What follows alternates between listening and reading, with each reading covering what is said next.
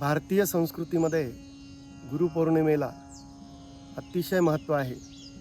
त्याचं कारण असं की भारतीय संस्कृती ही ज्ञानसाधनेची संस्कृती समजली जाते किंवा त्याची मान्यता आहे की भारतामध्ये अध्यात्मज्ञान ही परंपरा हजारो वर्षांपासून गुरु शिष्यांच्या माध्यमातून म्हणजे गुरुने शिष्याला दिलेलं आत्मज्ञानाची ही परंपरा हजारो वर्षापासून आहे. आणि म्हणून गुरुपौर्णिमेच्या आजच्या दिवशी, ज्याला व्यास पौर्णिमा देखील म्हणतात, आपण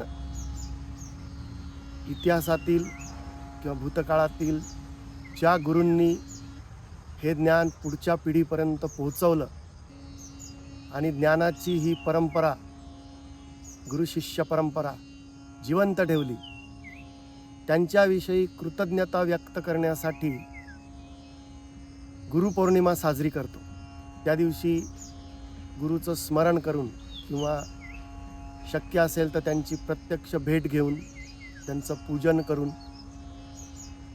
त्यांना गुरुदक्षिणा देऊन, त्यांच्याविषयी त्यांनी दिलेल्या ज्ञानाविषयी कृतज्ञता व्यक्त करतो. आणि गुरुची शिष्याकडून एकच अपेक्षा असते, त्याला म्हणतात ऋषी ऋण, की जे काही ज्ञान तुम्ही गुरुकडनं प्राप्त केलेलं आहे ते तुम्ही पुढच्या पिढीतील किमान एका व्यक्तीपर्यंत पोहोचवावं, त्याला आत्मजागृत करावं, त्यालाही जीवनातील हा सर्वोच्च आनंद मिळावा यासाठी प्रयत्न करावे, त्याला प्रेरित करावं. हा त्या ऋषी ऋणाचा अर्थ आहे.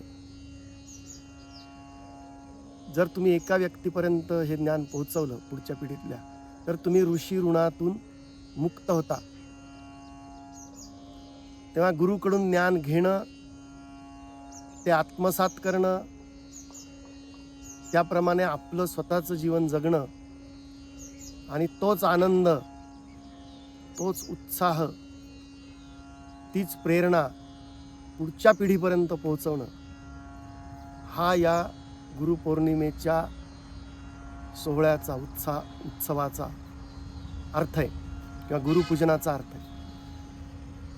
Subscribe Vedanta Yoga Vidya YouTube channel.